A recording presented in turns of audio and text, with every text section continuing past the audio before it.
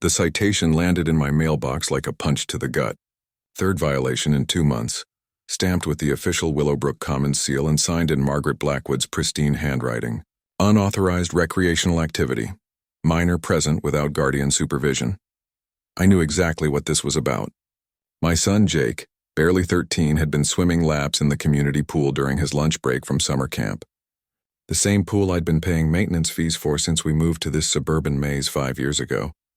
What Margaret didn't mention in her formal language was how she'd acquired the evidence. That photograph tucked behind the violation notice showed Jake adjusting his swim goggles, captured from an angle that definitely wasn't one of the official security cameras mounted at pool level. My name is David Chen. I work in IT forensics for a mid-sized firm downtown, specializing in corporate data breaches and digital evidence recovery. The irony wasn't lost on me that I spent my days tracking down people who invaded privacy for malicious purposes, only to come home to a neighborhood where someone was doing exactly that to my own family. I moved to Willowbrook Commons after my divorce, thinking a quiet neighborhood with good schools would give Jake the stability he needed after his mother and I split up. Sarah had moved across the country for a new job in Seattle, leaving Jake and me to rebuild our lives in this cookie-cutter subdivision where everything looked perfect from the outside. The divorce had been amicable enough, if divorce can ever truly be called that. Sarah and I had simply grown apart after 15 years of marriage, our careers pulling us in different directions until we realized we were living like roommates who happened to share a child. She'd gotten the promotion she'd been working toward for years, but it required relocating across the country.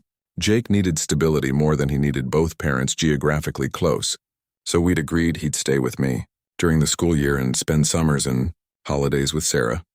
Margaret Blackwood had other plans for our peace of mind. She'd appointed herself the unofficial enforcer of community standards, though her official title was merely Architectural Review Committee Chair. In practice, she treated the subdivision like her personal kingdom, complete with subjects who needed constant monitoring and correction.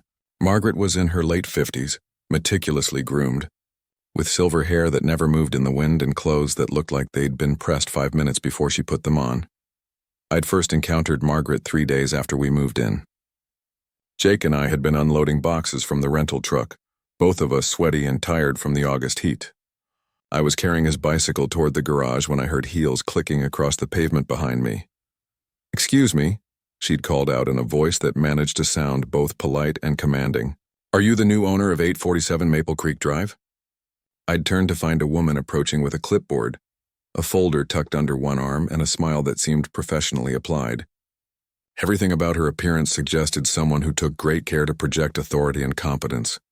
"David Chen," I'd said, setting the bike down and extending my hand. "This is my son Jake." Jake had emerged from behind the truck carrying a box of his books, curious about the interruption. Even at 8 years old, he'd had good instincts about people. He'd stayed close to me but remained polite, the way Sarah and I had taught him to interact with adults. "Margaret Blackwood," she'd replied, shaking my hand with a grip that lasted just a moment too long. "I'm the Architectural Review Committee Chair for Willowbrook Commons.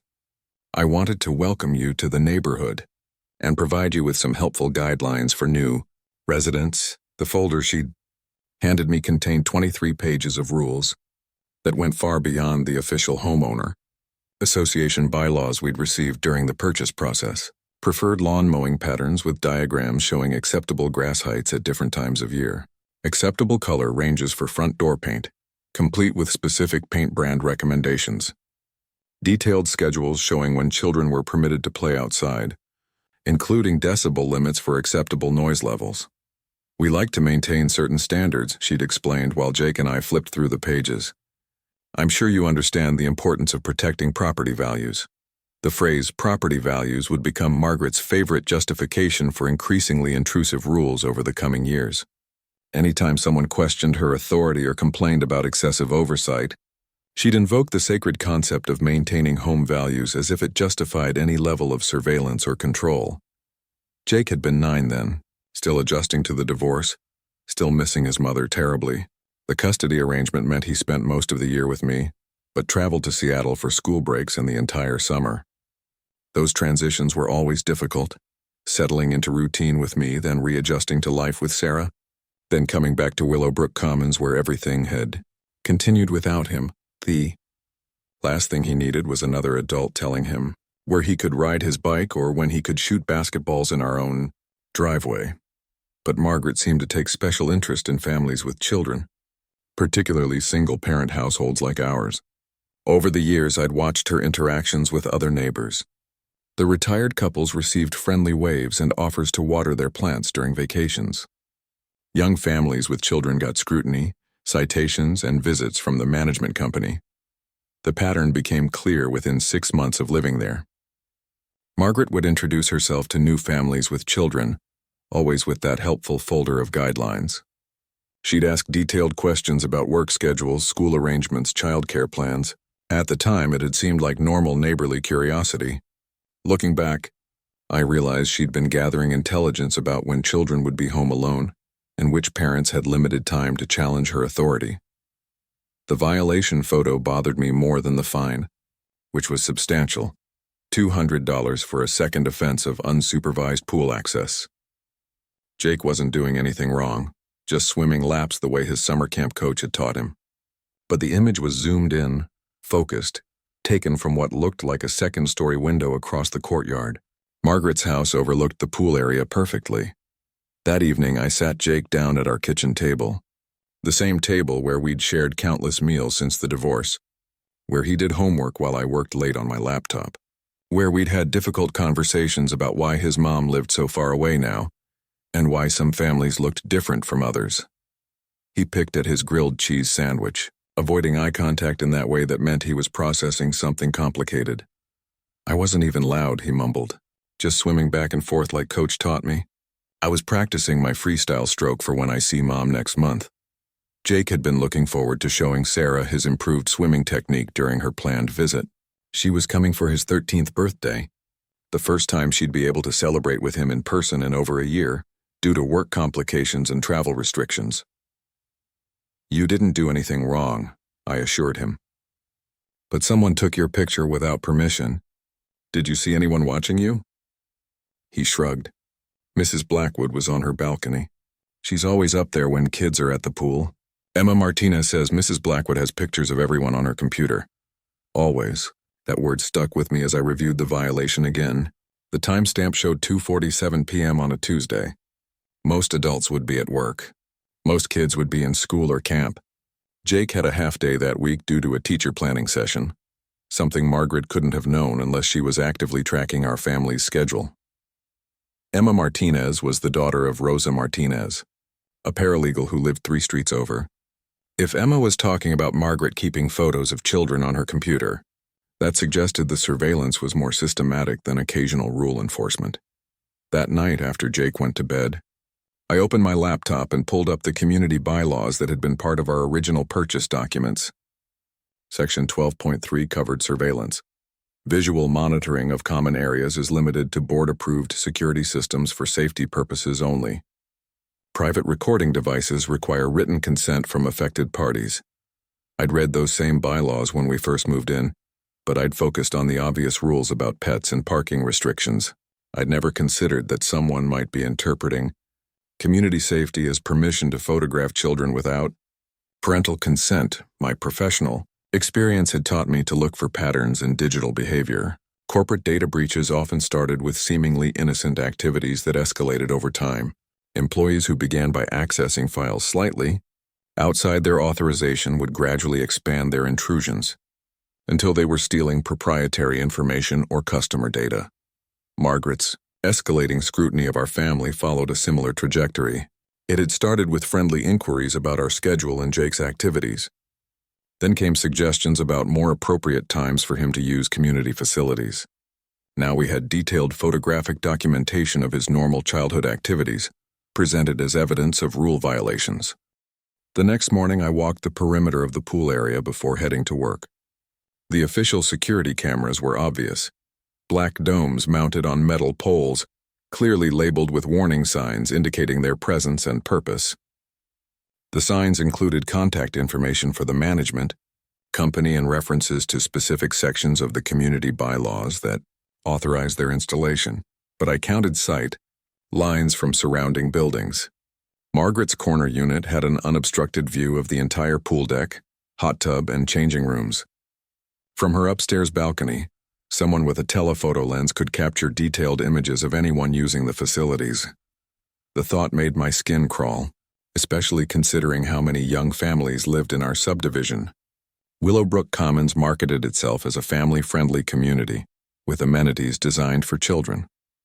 The pool area included a shallow section for toddlers, a playground visible from the pool deck, and changing rooms that many parents used when bringing multiple children to swim. If Margaret was systematically photographing these activities, the privacy implications extended far beyond my family. I spent my lunch break researching privacy laws relevant to our situation. In our state, photographing people in public spaces was generally legal, but community pool areas occupied a gray zone between public and private property. More concerning was the question of what happened to those images after they were taken. Were they stored somewhere, shared with others, used for purposes beyond community rule enforcement? My work in digital forensics had taught me that predators often started with seemingly innocent documentation before escalating to more serious privacy violations. The progression from community safety to criminal behavior could be gradual and difficult to detect until significant harm had been done. That afternoon, Jake came home from camp quieter than usual. He dropped his backpack by the door and headed straight for his room without his typical detour to the kitchen for after-school snacks. I found him lying on his bed, staring at the ceiling fan that had been there since we moved in. The room still showed signs of his divided life between two homes. Seattle Mariners posters from visits to his mother mixed with local team memorabilia from his life here. "Everything okay, buddy?" Some of the other kids were talking about the pool rules, he said without moving his gaze from the ceiling. They said Mrs. Blackwood has pictures of everyone who uses it. Like stored on her computer or something. My stomach clenched. If children were discussing Margaret's photo collection, the situation was worse than I'd thought. Kids often notice things adults missed, especially when those things made them uncomfortable. Who told them that? Emma Martinez. She said her mom saw Mrs. Blackwood showing pictures to other people at some meeting. Pictures of kids swimming. Emma's mother was Rosa Martinez, a paralegal who lived 3 streets over. Rosa was active in the community, serving on the landscaping committee and organizing the annual holiday decorating contest. If she'd witnessed Margaret sharing photos of minors with other people, that crossed a line from eccentric neighbor behavior to potential criminal activity. Did Emma say what kind of meeting? Jake rolled over to face me. Some board thing. But Emma said her mom got really upset about it and had to leave early. Her mom doesn't usually get upset about stuff. That evening, I called Rosa Martinez. We'd spoken briefly at community events, but never had an extended conversation. She answered on the second ring, and I could hear children's voices in the background. "Rosa, this is David Chen from Maple Creek Drive. I hope I'm not calling it a bad time." "Oh, hi, David." Emma mentioned Jake was having some trouble with pool violations. "How can I help?" Her tone was friendly but cautious, the way people sound when they're not sure if they want to get involved in neighborhood drama. I wanted to ask about something Emma might have mentioned, about Mrs. Blackwood showing photos at a board meeting. The silence on Rosa's end stretched long enough that I wondered if the call had dropped. "Rosa, I'm here," she said, her voice quieter now. "Can you hold on a second?" I heard her telling her children to go upstairs and start their homework. A door closed, and when she came back on the line, her tone had completely changed. "David, I've been wondering if I should say something about this to someone. What happened at that meeting? It wasn't right." Rosa explained that she'd attended a board meeting 3 weeks earlier to ask about getting speed bumps installed on their street. The meeting had been routine until Margaret began her monthly community safety report. She had a PowerPoint presentation, Rosa said. Photos of kids around the neighborhood. She called it documenting concerning behaviors, but these weren't kids doing anything wrong. They were just playing. According to Rosa, Margaret had clicked through dozens of images showing children engaged in normal activities, riding bikes, walking dogs, playing in yards, swimming in the community pool. Each photo was accompanied by Margaret's commentary about safety concerns or potential rule violations. The worst part was how detailed the photos were, Rosa continued. Close-ups of faces, pictures that showed the inside of people's houses through open doors, images that had to have been taken from private property. I started feeling sick watching it. Rosa had left the meeting early, she explained, because she'd recognized several children in the photos, including her own son, Miguel. The image of Miguel showed him walking their family dog near the community entrance, but the angle and zoom suggested it had been taken from very close range with professional equipment. I've been afraid to say anything because Margaret's so connected to the board, Rosa admitted, but Emma's been having nightmares about someone watching her. Kids know when something isn't right. After hanging up with Rosa, I sat in my office staring at the violation notice that had started this investigation. Margaret's systematic documentation of children's activities was far more extensive than I'd realized. If she was maintaining files of photos and presenting them at board meetings, this had evolved from individual harassment into organized surveillance. I decided to test my theory about Margaret's observation patterns. That weekend, I brought Jake to the pool during peak hours, when families typically gathered for recreational swimming. The scene looked normal: parents chatting while keeping one eye on their children, teenagers laughing and playing water games, younger kids splashing in the shallow end. But the atmosphere felt different when you knew you were being watched. I positioned myself where I could observe Margaret's balcony while appearing to read a magazine. Jake swam laps in the deeper section, practicing the freestyle technique his camp coach had been working on with him. 20 minutes into our visit, Margaret's sliding door opened. She emerged onto her balcony carrying what looked like a high-end digital camera with a telephoto lens, the kind of equipment that could capture professional quality images from significant distances. She spent the next 10 minutes systematically panning across the pool area, pausing to focus on specific children. Her movements were methodical, practiced, like someone following a routine they'd performed many times before. When she focused the lens on Jake, I felt a surge of anger that surprised me with its intensity. This wasn't about rule enforcement or community safety. This was predatory behavior disguised as civic responsibility. Jake noticed my tension when I abruptly stood up and began packing our things. "Dad, you look mad." "Did I do something wrong?" "Not at you," I said, keeping my voice calm despite the rage I felt toward Margaret. "Pack up your stuff. We're leaving." But I wanted to practice diving off the board. "We'll come back another time when it's less crowded." That night, I researched Margaret's background using the same digital investigation techniques I employed for work cases. Public records showed she'd moved to Willowbrook Commons 4 years ago, shortly after her husband's death from a heart attack. She'd immediately joined the homeowner association and volunteered for every committee position available. Within 18 months, she'd become the most influential voice on the board despite never holding the president or vice president titles. Her strategy seemed to involve making herself indispensable through excessive attention to detail and willingness to handle tasks other board members found tedious. But her record of complaints against community members was troubling. In 4 years, she'd filed formal violations against 17 different families. The pattern was clear. She targeted families with children, particularly single-parent households or families, where both parents worked full-time jobs that limited their ability to challenge her authority. Each complaint was meticulously documented with time-stamped photographs, written witness statements, and references to specific bylaw sections. The management company had learned to process her reports without question because they were so thoroughly prepared and because Margaret had cultivated a reputation as someone who protected community standards. But thoroughness could also reveal patterns, and Margaret's pattern was deeply disturbing.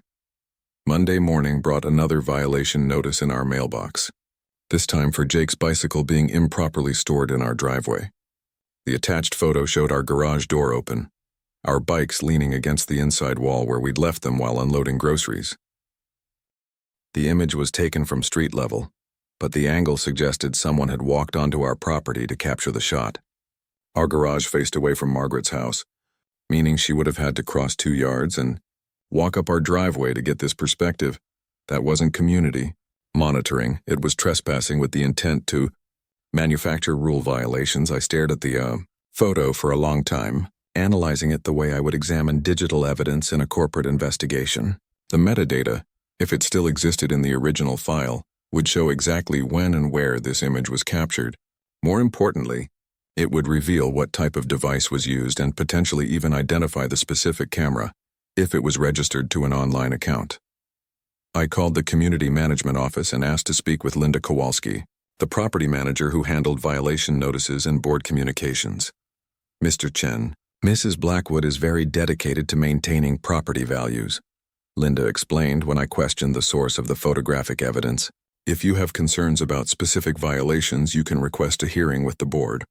I'm not concerned about violations, I said. I'm concerned about someone trespassing on my property to photograph my family. Silence. Then that would be something for the board to address. Has anyone else raised concerns about Mrs. Blackwood's documentation methods? Another pause. I can't discuss other residents' complaints, but if you'd like to attend the next board meeting to address your concerns, it's Thursday evening at 7 o'clock in the community center. After hanging up, I realized Linda's reluctance to discuss the situation suggested I wasn't the first person to raise questions about Margaret's behavior. In my experience with corporate investigations, administrative staff often knew about problems long before management acknowledged them officially. I spent the next 3 days building a case against Margaret's surveillance activities, approaching it like the digital forensics investigations I handled professionally. I reviewed every violation notice our family had received, mapping out the photographic evidence and analyzing the implied camera positions and timing. Most importantly, I reached out to other families who'd been targeted by Margaret's enforcement actions. The process reminded me of investigating internal corporate fraud, following patterns, connecting dots, building a timeline of suspicious activity that individual victims might not have recognized as part of a larger scheme. Tom Johnson lived 4 houses down with his wife Carol and 2 daughters, ages 8 and 11. He agreed to meet me at the coffee shop outside our subdivision after I explained what I'd discovered about Margaret's systematic photography of neighborhood children. Tom looked exhausted when he arrived, like someone who'd been fighting a losing battle for months. His usually cheerful demeanor was replaced by the wary expression of someone who'd learned not to trust his neighbors. "She's got photos of Sophie playing hopscotch in our driveway," he said, shaking his head as he slid into the booth across from me. Called it chalk vandalism on common walkways. My 8-year-old was drawing flowers with sidewalk chalk.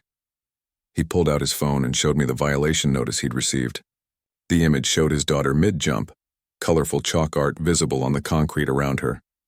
The photo was crystal clear, obviously taken with professional equipment rather than a cell phone camera. Where could this photo have been taken from? I asked, studying the angle and perspective. Had to be from Margaret's house, but she would have needed a zoom lens to get this level of detail. Sophie was in our driveway, not visible from the street. Tom's story was nearly identical to ours, but with disturbing additional details that suggested Margaret's surveillance was escalating. She'd apparently visited their house 3 times in the past month, claiming to conduct informal compliance checks that weren't mentioned in any community bylaws. She asked questions about the kids' schedules, Tom continued. What time they got home from school, whether Carol and I both worked full-time if we ever left them home alone. At the time, it seemed like normal neighbor conversation, but now it seems like reconnaissance, I finished. Exactly. My wife started feeling uncomfortable about Margaret's visits. She'd show up right after school when the kids were in the backyard playing. She'd hang around longer than necessary, taking notes on that clipboard of hers. Carol Johnson had started keeping a log of Margaret's visits, Tom explained, because the pattern was becoming intrusive. Margaret would arrive with some pretense, checking on landscaping compliance, asking about upcoming community events, offering to help with holiday decorations. But her real focus seemed to be gathering information about when children would be unsupervised and what activities they engaged in during those times. Are you planning to attend the board meeting Thursday? I asked. Tom hesitated, running his hands through his hair. I don't know, man. Margaret's been here longer than any of us. She's got allies on the board. What's the point in making enemies over something we can't prove? The point is that she's photographing our children without consent, I said. That's not about homeowner association politics. That's about basic safety and potentially criminal behavior. Over the next 2 days, I connected with 6 other families who'd received violations supported by questionable photography. Each conversation revealed the same disturbing pattern. Margaret showing unusual interest in children's activities, appearing at homes during after-school hours, asking detailed questions about family routines and work schedules. Dr. Raj Patel, an emergency room physician who lived near the community entrance, had received 4 violations in 6 weeks, each one supported by photos that seemed designed to create the appearance of rule-breaking where none existed. She photographed my daughter Priya's birthday party through our backyard fence. He told me during a phone conversation. Claimed we violated noise ordinances, but the party was at 2 in the afternoon on a Saturday with 15 6-year-olds eating cake and playing games. The photos Dr. Patel described were particularly troubling. Margaret hadn't just documented alleged noise violations.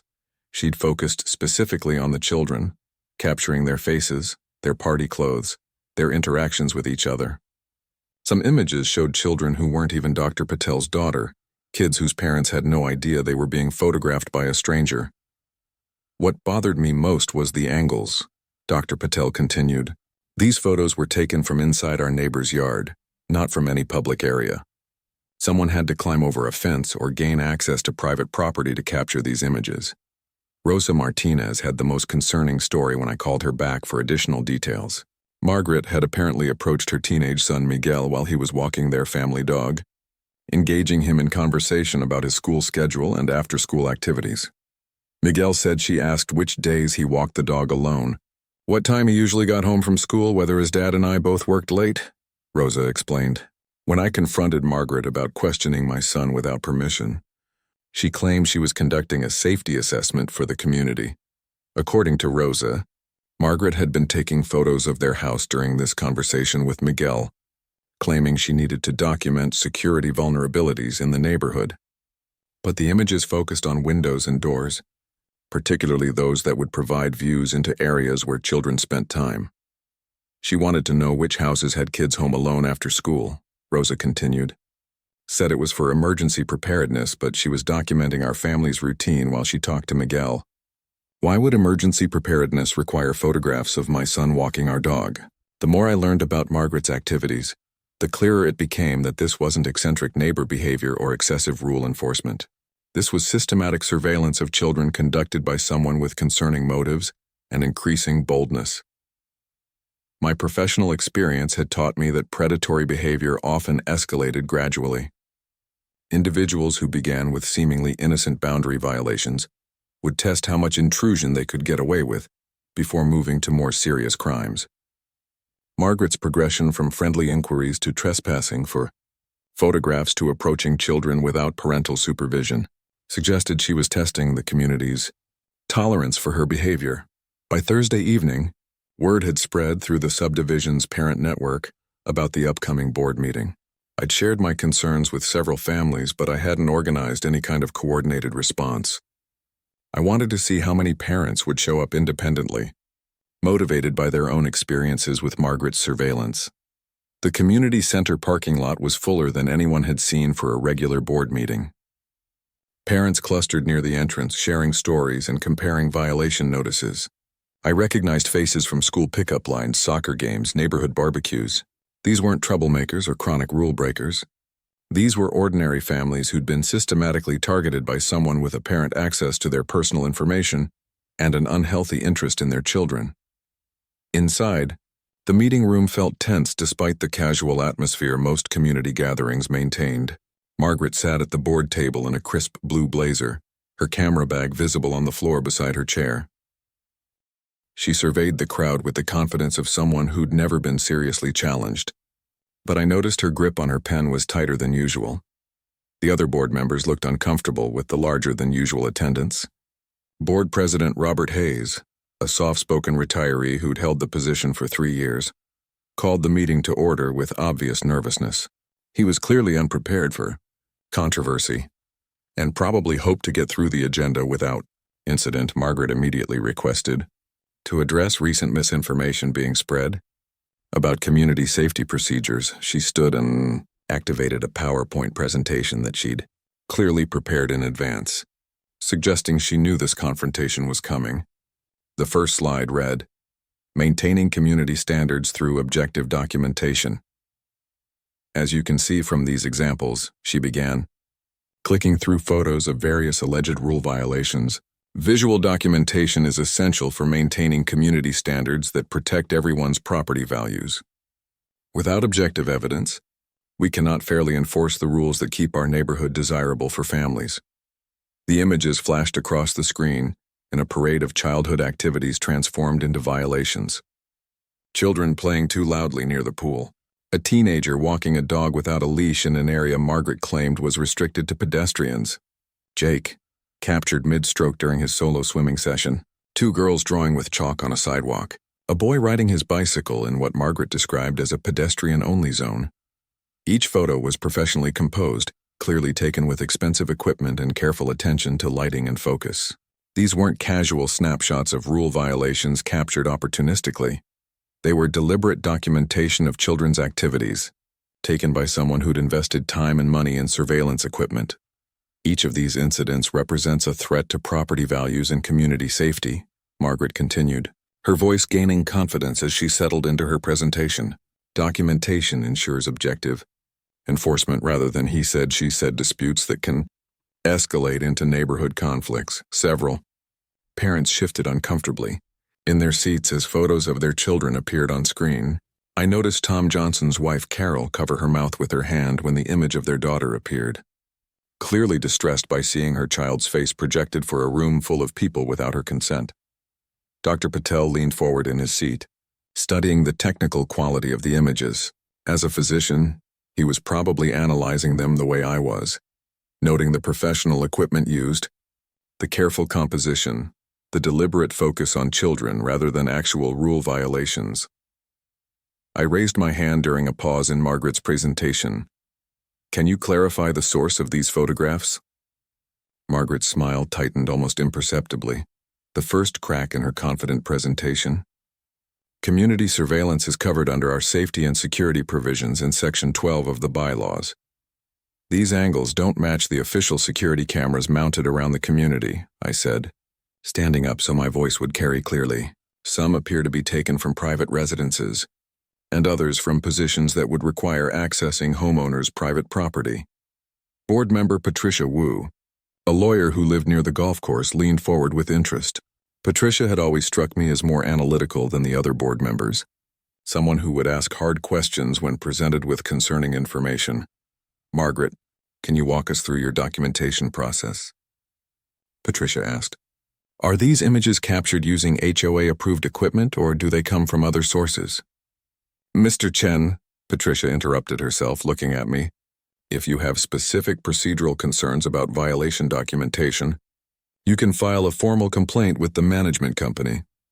I'm filing one right now, I replied, pulling out a folder I'd prepared with copies of all our violation notices and my analysis of their photographic evidence. These documents show that photographs used in violation notices were taken from private property without consent, specifically targeting minor children. I distributed copies to each board member while Margaret watched with growing alarm. Her presentation had been derailed, and she was clearly unprepared for a detailed challenge to her methods. The room erupted as parents began talking over each other, voices rising as they realized other families had experienced the same invasive documentation of their children. Margaret's face flushed red, but she maintained her composure with the practiced skill of someone accustomed to controlling meetings. This is highly irregular, she snapped, her voice cutting through the crowd noise. I demand these accusations be stricken from the record and that we return to proper meeting procedures. Actually, said Tom Johnson, standing near the back of the room, I'd like to know why you have a close-up photo of my daughter's face from last Tuesday, taken from an angle that suggests you were on my private property. More voices joined in as parents began connecting their individual experiences into a pattern of systematic surveillance. Rosa Martinez waved a violation notice above her head. She's got pictures of my son taken from inside our backyard. Dr. Patel stepped into the aisle, his medical training giving him a calm authority that cut through the emotional responses around him. These photos show angles that would require trespassing on private property and potentially illegal surveillance of minors. Board President Hayes banged his gavel repeatedly, clearly overwhelmed by the situation. Order, please! We need to address these concerns through proper channels. The proper channel is the police, called out a parent I didn't recognize from the back of the room. This is stalking behavior disguised as community service. Margaret stood abruptly, her chair scraping against the floor with enough force that several people in the front row looked up in alarm. For the first time since I'd known her, Margaret's carefully maintained composure was cracking. Have devoted years to protecting this community's standards, while the rest of you let your children run wild and destroy property values through your negligence, she said, her voice rising to address the entire room. If you can't appreciate dedication to maintaining the standards that make this neighborhood desirable, then perhaps you should consider relocating to communities with lower expectations. The room fell silent at her outburst. Margaret had always been controlling, but this was the first time most people had seen the anger and contempt that motivated her behavior. Her mask had slipped, revealing something bitter and possessive underneath. Lower expectations than secretly photographing kids without parental consent? Tom shot back, his own anger now clearly visible. I have never acted improperly, Margaret said, her voice carrying across the silent room. Every action I've taken has been within my authority as an elected board member committed to community safety. You weren't elected to spy on our families, I said, keeping my voice level despite the rage I felt. And you certainly weren't elected to maintain personal photo collections of our children. The silence that followed was different from the earlier quiet, heavier, more dangerous. Margaret's mouth opened and closed without sound, emerging as she realized her authority was being challenged in a way she'd never experienced. Board member Patricia Wu cleared her throat, her legal training probably telling her this situation needed to be controlled before it escalated further. Margaret, for the record, do you maintain files of photographs taken for violation documentation? Standard record-keeping requires. That's not what I'm asking, Patricia interrupted. Do you have photographs of minors stored on personal devices or accounts not controlled by the homeowner association? Margaret's pause lasted too long. The silence stretched until even the air conditioning seemed too loud. Everyone in the room was waiting for an answer that should have been simple if Margaret's activities were legitimate. Any documentation I maintain is for official purposes only, she finally said. That's not what I asked, Patricia replied firmly. Do you have photographs of neighborhood children stored on personal devices or accounts? Another pause. Margaret's eyes darted around the room, looking for support from other board members that wasn't coming. Even her longtime ally seemed uncomfortable with the direction this conversation was taking. I maintain records as necessary for community safety and standards enforcement. Dr. Patel stepped forward, his calm medical demeanor giving weight to his words.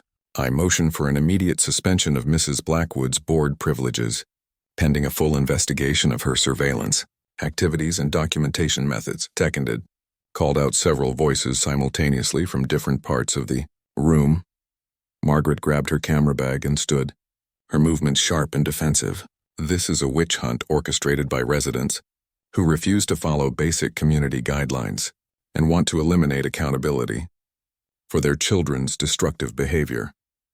The only thing being eliminated, I said, is unauthorized surveillance of our children. She stormed toward the exit, but Hayes called after her. Margaret, the board needs your response to the motion for suspension. She turned back at the doorway, her face a mixture of rage and something that looked almost like panic. I resign from the board effective immediately. You can deal with the deterioration of this community without my protection. The door slammed behind her with enough force to rattle the windows and shake the framed community photos on the walls. The room stayed quiet for several seconds as people processed what had just happened. Then Dr. Patel spoke up again. I motion that we also implement an immediate moratorium on photographic documentation for violations until the board can establish clear privacy guidelines and consent procedures. Seconded. All in favor? Every board member raised their hand, including Hayes, who looked relieved to have a concrete action to take. Motion carries unanimously, Hayes announced.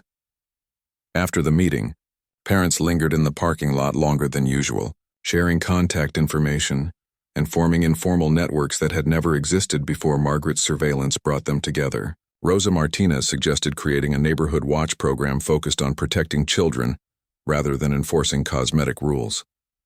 We should have spoken up sooner, Tom Johnson said to me as we walked to our cars. But you never think someone like Margaret could be living right next door, documenting your family like some kind of research project. The important thing is we stopped it, I replied, though I wasn't entirely convinced we had. Margaret's resignation felt too easy, too convenient. In my experience with corporate investigations, people who invested years building systems of control didn't abandon them overnight just because they faced public criticism. Jake was waiting up when I got home, despite it being past his usual bedtime. He sat at our kitchen table with his homework spread out in front of him, but I could tell he hadn't been focusing on it. His pencil lay untouched beside a half-finished math worksheet. "How did it go, Dad?" I pulled out the chair across from him, the same spot where we'd had so many difficult conversations over the years. "Mrs. Blackwood resigned from the board. She won't be taking any more pictures of you or the other kids." Jake's shoulders visibly relaxed. Tension I hadn't realized he'd been carrying suddenly releasing. "Good." Emma Martinez said her mom was really scared about the whole thing. Some of the kids have been having nightmares. The fact that children were experiencing anxiety because of Margaret's behavior confirmed my worst suspicions about the psychological impact of her surveillance. Kids instinctively recognized when adult behavior crossed boundaries, even when they couldn't articulate why something felt wrong. "You don't have to worry about that anymore," I assured him. "But Jake, if any adult ever makes you uncomfortable by asking too many questions or wanting to take your picture, you come tell me right away, okay? Even if they seem nice?" "Especially if they seem nice." Over the following weeks, life in Willowbrook Commons began returning to something resembling normal. Parents let their children play outside without constantly looking over their shoulders. The pool area regained its relaxed atmosphere, as families realized they could enjoy community amenities without being documented and scrutinized, but Margaret's house remained a constant reminder of what had happened. Her windows stayed dark most evenings, and her car rarely moved from its designated parking space. The elaborate security system she'd installed seemed excessive for someone who'd claimed to be protecting community safety. Motion sensors, high-definition cameras, and floodlights that activated at the slightest movement. 2 weeks after the board meeting, I received a call from Detective Maria Santos with the county sheriff's office. She explained that several parents had filed complaints about Margaret's photographic surveillance of their children, and the investigation had revealed concerning evidence on Margaret's personal devices. "Mr. Chen, I need to ask you some questions about your interactions with Margaret Blackwood and her documentation of your family's activities." We met at my office downtown, where I walked Detective Santos through the timeline of Margaret's escalating surveillance behavior. She took detailed notes and asked specific questions about the technical aspects of the photographs used in violation notices. "Your background in digital forensics gives you insight most parents wouldn't have," she observed. "You recognized patterns that might have gone unnoticed by families without technical expertise." Detective Santos explained that Margaret's computer contained thousands of images of neighborhood children, organized into detailed files that included personal information about families' schedules, work patterns, and daily routines. The scope of her surveillance extended far beyond what any of us had suspected during the board meeting confrontation. She had schedules showing when children walked to school, what time they came home, which houses had parents who worked late, Detective Santos continued. Some files included floor plans of houses and notes about which windows provided views into children's bedrooms. The revelation made my stomach turn. Margaret hadn't just been taking photos of rule violations. She'd been conducting systematic reconnaissance on families with children, gathering information that could be used for purposes far more sinister than homeowner association enforcement. We found evidence she was sharing this information with online communities focused on what they called child safety monitoring, Detective Santos said. Groups that claimed to be protecting children but were actually networks for people with unhealthy interests in documenting minors' activities. Thought about all the times Margaret had positioned herself as the protector of community standards, using language about safety and property values to justify increasingly invasive behavior. Her true motivations had been hidden behind a veneer of civic responsibility that allowed her to operate openly while pursuing predatory interests. What happens next? She's been arrested on multiple charges related to stalking, harassment, and invasion of privacy. The federal authorities are investigating the online network she was connected to. Your complaint and the evidence from the board meeting helped us establish a pattern of escalating behavior that supported the search. Warrant, Detective. Santos handed me her business card and explained that I might be called to testify if the case went to trial. She also recommended that Jake and I consider counseling to process the psychological impact of being surveilled without consent for such an extended period. That evening, I sat Jake down for another kitchen table conversation. At 13, he was old enough to understand the basic facts about what Margaret had been doing and why it was serious enough to involve law enforcement. She was taking pictures of kids and sharing them with strangers on the internet, I explained, keeping the details age-appropriate while being honest about the seriousness of the situation. That's why the police got involved. Jake nodded solemnly, processing information that no child should have to think about. Were the strangers bad people? Some of them were, yes, but Mrs. Blackwood is in jail now, and the police are making sure those strangers can't hurt anyone. Good, he said simply. Then after a pause, Dad, I'm glad you believed me when I said something felt weird about her watching us all the time. The comment hit me harder than I'd expected. How many children tried to tell adults about uncomfortable situations, only to be dismissed because the adult in question seemed respectable or held positions of community authority? Margaret had cultivated an image of respectability that provided perfect cover for predatory behavior. I'll always believe you when something doesn't feel right, I promised. And if anything like this ever happens again, we'll deal with it together. The legal proceedings took months to resolve, during which details of Margaret's activities continued to emerge through court documents and detective interviews with affected families. The scope of her surveillance network was staggering. She documented the daily routines of 47 children across 3 different neighborhoods, maintaining files that read like intelligence, reports on their families' vulnerabilities. Her connection to online predator networks led to a broader federal investigation that ultimately resulted in arrests across multiple states. Margaret had been sharing her documentation with people who used it to identify potential targets for more direct criminal activity. Her role as a community safety coordinator had made her valuable to networks that needed detailed information about children's schedules and family routines. During the trial, I testified about the technical aspects of Margaret's surveillance and the psychological impact on families who discovered they'd been systematically monitored without consent.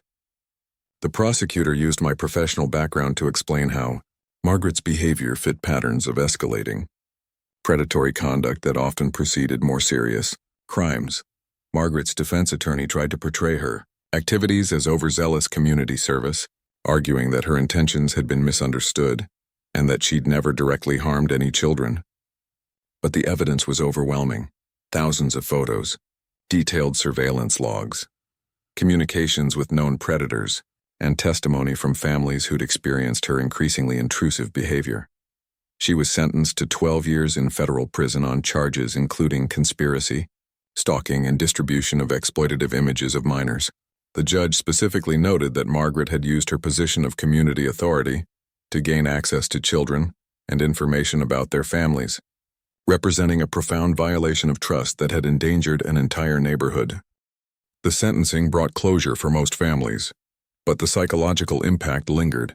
Several children continued having anxiety about being watched or photographed without permission. Parents became more vigilant about vetting adults who showed unusual interest in children's activities. And the entire community had learned hard lessons about how predatory behavior could hide behind facades of civic responsibility. Willowbrook. Commons implemented new policies governing community surveillance and photography, requiring written consent for any images that included minors, and establishing clear boundaries about what constituted legitimate safety monitoring versus invasive documentation. The board created an ombudsman position to handle complaints about harassment or privacy violations, ensuring that no single individual could again wield Margaret's level of unchecked authority. Dr. Patel organized a community support group for families affected by Margaret's surveillance, providing a forum where parents and children could process their experiences and learn to recognize warning signs of predatory behavior. The group met monthly in the community center, transforming the space where Margaret had once presented her invasive photo collections into a place of healing and mutual support. Rosa Martinez became our new neighborhood watch coordinator, focusing the program on legitimate safety concerns rather than rule enforcement. Under her leadership, the watch emphasized protecting children through community awareness and communication, rather than surveillance and documentation. The difference, Rose explained during one of our monthly meetings, is that we're watching out for our kids, not watching our kids. There's a big distinction between protection and control. Tom Johnson's family considered moving after the trial, but ultimately decided to stay in Willowbrook Commons. We're not going to let one person's sickness drive us away from a community we've helped make safer for everyone, Carol told me during a neighborhood barbecue 6 months after Margaret's sentencing.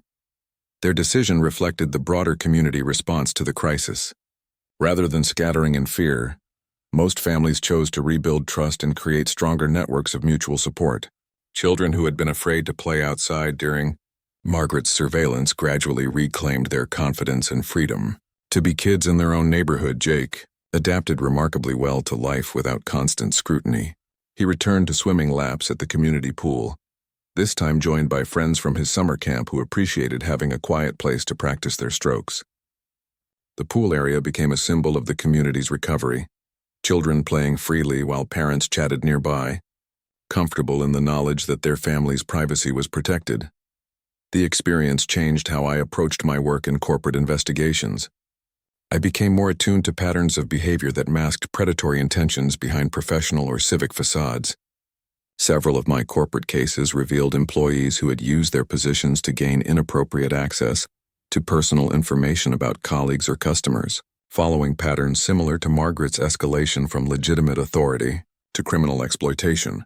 I also began consulting with law enforcement agencies on cases involving technological surveillance and digital evidence in predator investigations.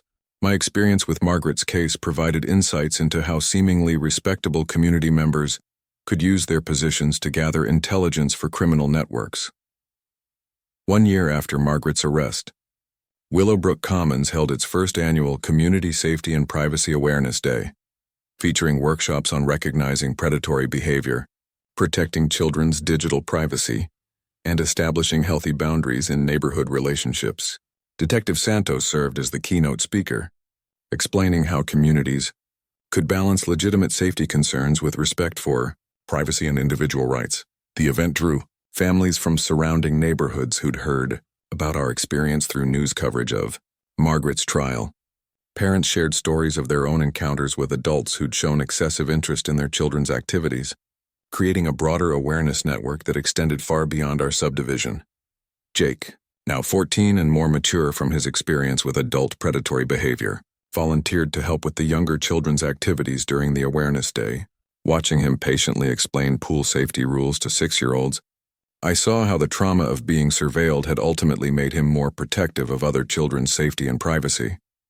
He's got good instincts about people now, Sarah observed during one of her visits from Seattle. She'd flown in immediately when I'd told her about Margaret's arrest, staying for 2 weeks to help Jake process the experience and understand that the surveillance hadn't been his fault. Sarah had been horrified to learn that someone had been systematically photographing and documenting Jake during her absence. I sent him to live with you because I thought a quiet suburban neighborhood would be safer than the city, she said. I never imagined the biggest threat would come from someone who seemed like the perfect neighbor. The irony wasn't lost on either of us. Margaret had cultivated an image of respectability and community service that made her seem like exactly the kind of neighbor single parents would want looking out for their children. Her predatory behavior had been perfectly camouflaged as civic responsibility,